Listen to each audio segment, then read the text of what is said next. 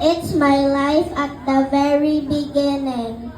My family is my everything to help and guide me for the time being. My family is my happy ending.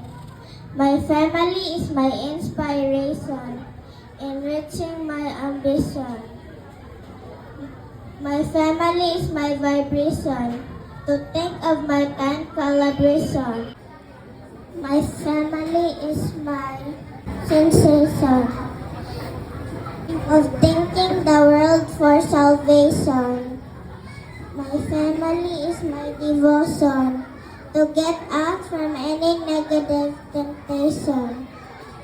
Because my family is my own proclamation of my absolute